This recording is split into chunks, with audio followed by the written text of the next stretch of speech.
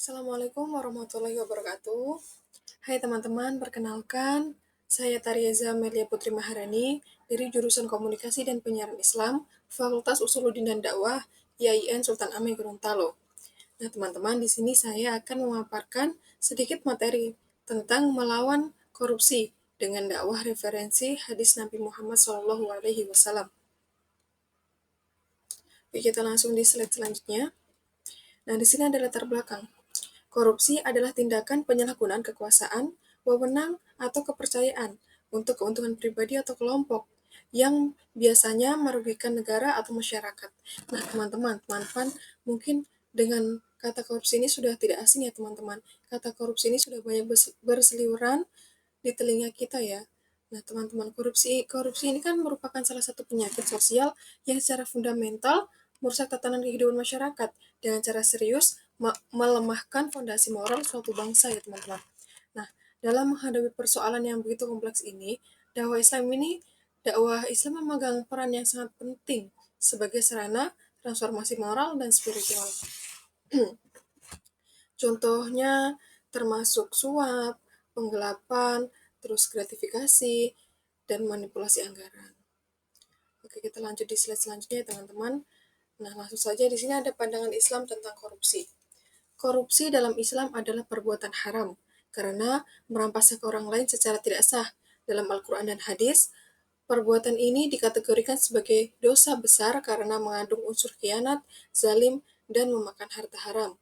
Islam sangat tegas melarang segala bentuk pengambilan harta yang bukan hak, baik secara terang-terangan maupun tersembunyi.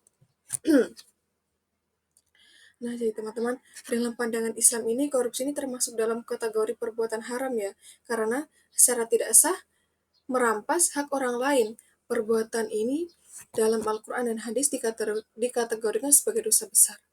Nah, mengingat korupsi mengandung unsur-unsur seperti khianat, zalim, dan memakan harta haram, Nabi Muhammad SAW telah menyampaikan beberapa hadis yang secara langsung menyinggung perbuatan korupsi tersebut. Nah, di sini ada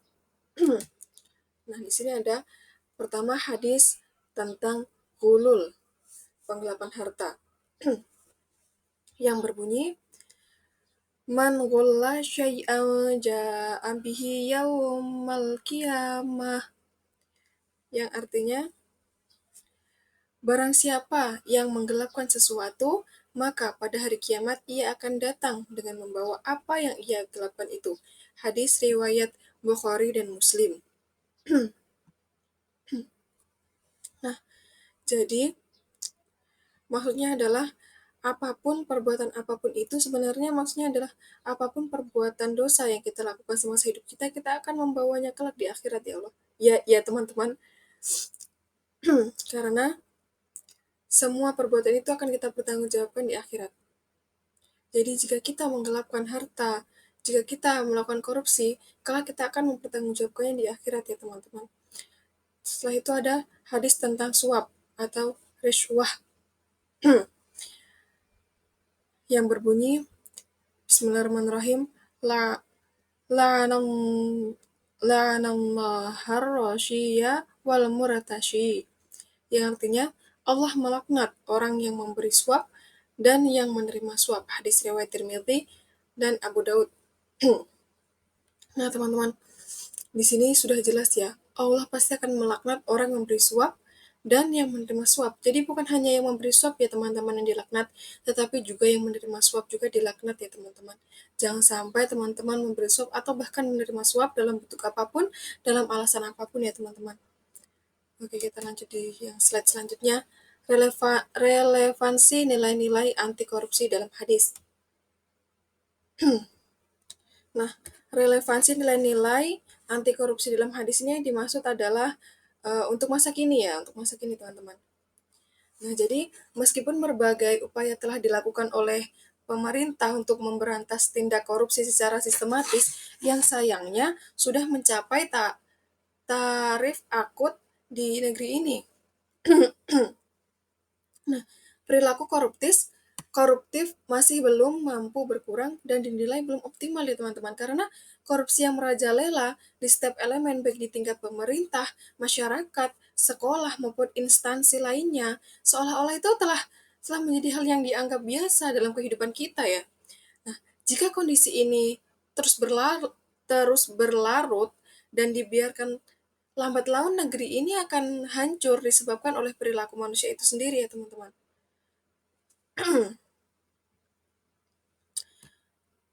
Nah, oleh karena itu, korupsi ini harus dipandang sebagai kejahatan luar biasa, extraordinary crime, yang memerlukan upaya luar biasa pula untuk memberantasnya.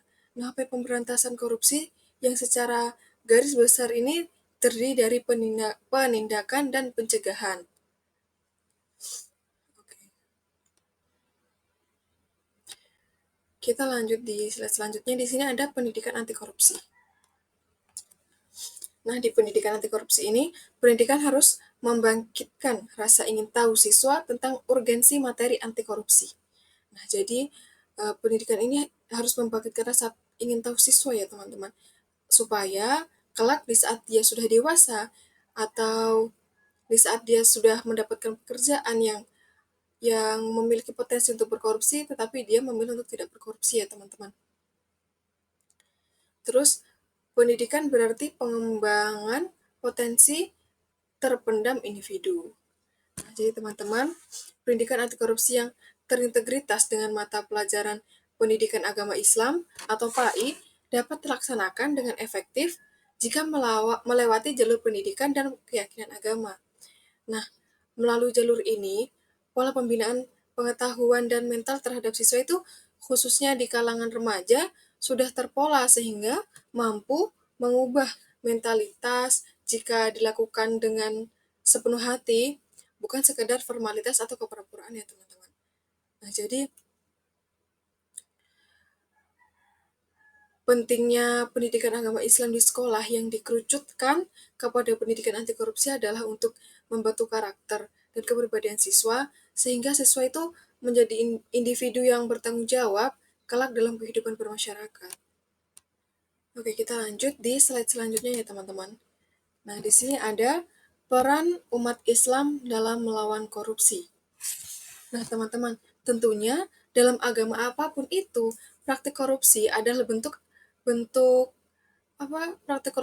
praktek korupsi dalam bentuk apapun pasti tidak dibenarkan, karena perilaku tersebut itu menyebabkan kerugian publik ya, menyebabkan kerugian banyak orang. Nah, dengan demikian, agama ini menjadi peran utama dalam membendung perilaku korupsi dan membentuk perilaku anti korupsi, teman-teman. Nah, di sini ada diterangkan dalam hadis tentang penyalahgunaan jabatan. Rasulullah Shallallahu Alaihi Wasallam bersabda, barang siapa yang saya angkat menjadi pejabat dengan gaji rutin, maka sesuatu yang diambilnya selain itu, gaji rutin adalah hulul, korupsi. Hadis riwayat Abu Daud dari Buraidah bin Al-Hashib. Nah, di sini sudah jelas jadi diterangkan teman-teman bahwa seorang pejabat atau seorang petinggi negara itu pemerintah yang yang apa? Yang mengambil sesuatu selain dari gajinya atau korupsi itu tidak diperbolehkan ya teman-teman. Kan kita banyak tahu ya, di sini tuh tindak korupsi di negara kita itu banyak dilakukan oleh pemerintah-pemerintah, oleh pejabat-pejabat ya. Nah, jadi seharusnya mereka itu sudah cukup bersyukur ya teman-teman dengan apa yang mereka peroleh, karena banyak loh selain mereka itu yang memiliki pekerjaan serabutan. Bagaimana negara kita bisa menjadi negara maju jika pemerintahnya sendiri itu melakukan korupsi? Nah, kita lanjut di definisi korupsi berdasarkan ilat atau kasual legis, yaitu tindakan penyalahgunaan wewenang oleh pemegang amanat publik. Yang dimaksud ini seperti pemerintah begitu ya teman-teman. Terus definisi korupsi berdasarkan makashid atau causa finalis, yaitu tindakan yang merugikan kepentingan publik. Nah, jadi intinya korupsi adalah suatu tindakan atau perbuatan yang pastinya sangat-sangat merugikan publik ya, merugikan banyak orang ya teman-teman. Oke teman-teman, kita lanjut di slide selanjutnya, yaitu penerapan nilai amanah. Nah, penerapan nilai amanah ini tentunya agama Islam ini telah mengajarkan kepada kita ya teman-teman tentang konsep amanah sebagaimana yang telah dicontohkan oleh Nabi Muhammad SAW. Nah, dengan menggunakan konsep amanah ini serta mengajarkannya kepada umat sejak mereka masih kanak-kanak, ini dapat menjadi sebuah pembiasan dan pembiasaan dan pembentukan karakter pada diri agar bersikap amanah dalam segala sendi kehidupan. Nah, jadi teman-teman, dengan begitu konsep amanah akan mengakar pada setiap individu ya. Salah satu bentuk amanah adalah tidak menyalahgunakan jabatan sebagai alat untuk memperkaya diri atau sebagai alat untuk memuaskan hasrat, menguasai hak yang bukan miliknya karena mengetahui bahwa memegang amanah adalah sebuah titipan ya teman-teman. Dan menyalahgunakan titipan adalah berdosa. Udah jelas ya teman-teman. Jadi, pentingnya kita menanamkan sifat aman sejak kita masih kanak-kanak itu sangat penting ya teman-teman. Oke, kita lanjut ya teman-teman di slide selanjutnya, yaitu kita masuk di kesimpulan teman-teman. Nah, jadi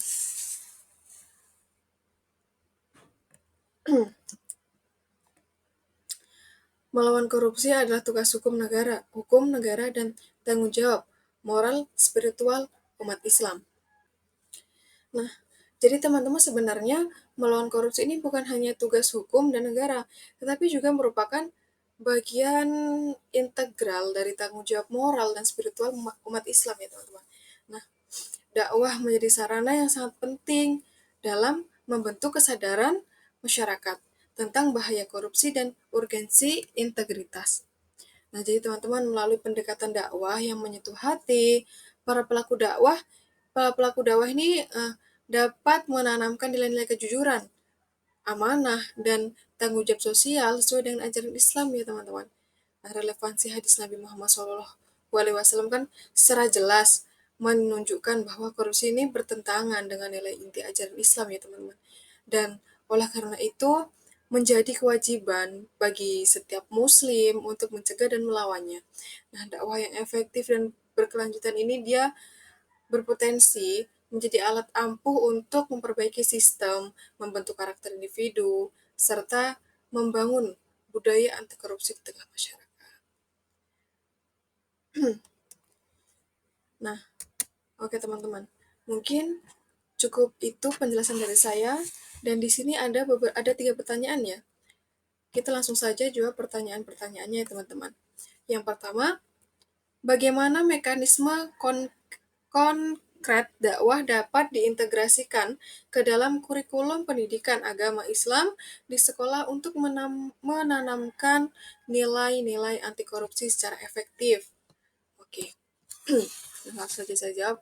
Nah, jadi dakwah ini dapat diintegrasikan ke dalam kurikulum pendidikan agama Islam di sekolah dengan cara melaksanakan pendidikan anti korupsi, terutama dalam membudayakan perilaku anti korupsi terhadap setiap individu yang berada di lingkungan akademik ya teman-teman. Nah, ini dapat terlaksana dengan efektif jika melewati jalur pendidikan yang pendidikan dan keyakinan agama. Nah, pada jalur ini teman-teman, pola pembinaan pengetahuan dan mental terhadap siswa sudah terpola ya, sehingga mampu mengubah mentalitas jika dilakukan dengan sepenuh hati ya teman-teman, bukan sekedar formalitas. Terus pendidikan agama Islam di sekolah juga dia dikerucutkan kepada pendidikan anti korupsi untuk membentuk karakter dan kepribadian siswa sehingga siswa ini menjadi individu yang bertanggung jawab, menjadi individu yang bertanggung jawab kelak dalam kehidupan bermasyarakat ya teman-teman. Jadi dia insya Allah bisa menjadi seorang yang amanah. Oke. Pertanyaan kedua, apa saja tantangan utama yang mungkin dihadapi dalam upaya dakwah anti korupsi di tengah masyarakat modern yang kompleks dan bagaimana strategi untuk mengatasinya. Oke, langsung saja saya jawab ya teman-teman. Nah, salah satu tantangan utama adalah kondisi korupsi yang merajalela ya teman-teman di setiap elemen masyarakat, seolah-olah telah menjadi hal yang dianggap biasa dari kehidupan kita. Jika kondisi ini terus berlarut, lambat laun negeri ini akan hancur tentunya teman-teman. Strategi untuk mengatasinya adalah dengan memandang korupsi sebagai kejahatan luar biasa seperti yang saya katakan saat saat penjelasan tadi, yaitu extraordinary crime yang memerlukan upaya luar biasa untuk memberantasnya. Nah, upaya pemberantasan korupsi ini tidak akan pernah berhasil, tentunya pasti tidak akan pernah berhasil, tidak akan pernah berhasil secara optimal jika hanya dilakukan oleh pemerintah saja, tanpa melibatkan peran serta masyarakat. Nah, selain itu, peran umat Islam juga penting ya dalam membendung perilaku korupsi dan membentuk perilaku-perilaku anti korupsi, karena dalam agama apapun praktik korupsi tidak dibenarkan, teman-teman. Nah, itu jawaban untuk nomor 2 ya. Terus kita lanjut di soal nomor 3. Selain pendidikan formal dan peran ulama, bentuk dakwah apalagi yang bisa dimanfaatkan secara maksimal untuk melawan korupsi, khususnya dengan memanfaatkan teknologi dan media sosial di era digital ini. Oke. Nah, langsung saja saya jawab ya teman-teman. Nah, selain pendidikan formal di sekolah dan peran ulama, ustadz, serta dai yang menyampaikan pesan anti korupsi dalam ceramah, khutbah Jumat, dan kajian keagamaan, nah masyarakat umum ini juga dianjurkan ya teman-teman, sangat dianjurkan untuk aktif menyebarkan nilai-nilai keislaman yang menolak korupsi melalui media sosial, komunitas, dan lingkungan sekitar. Nah, pemanfaatan media sosial ini merupakan bentuk dakwah yang dapat menjangkau lebih luas dengan cara aktif mengajak masyarakat untuk tidak ragu menolak atau melaporkan praktik korupsi ya teman-teman. Nah, seperti kita tahu, media sosial ini kan sudah banyak di mana-mana ya. Media sosial ini sudah menyebar di seluruh penjuru dunia ya teman-teman. Jadi kita harus pandai-pandai memanfaatkan media sosial untuk hal-hal yang baik, untuk melakukan kebaikan, untuk membagikan ilmu, dibandingkan kita menggunakan media sosial untuk hal-hal yang tidak bermanfaat. Oke, cukup sekian teman-teman dari saya. Kurang dan lebihnya mohon maaf, karena saya juga manusia biasa, saya masih belajar, mungkin masih banyak kekurangan, dan semoga dan kritik serta saran teman-teman itu sangat bermanfaat bagi saya, sangat memotivasi saya, dan semoga apa yang saya sampaikan ini bisa bermanfaat. Sekian dari saya. Wassalamualaikum warahmatullahi wabarakatuh. See you the next video. Dadah.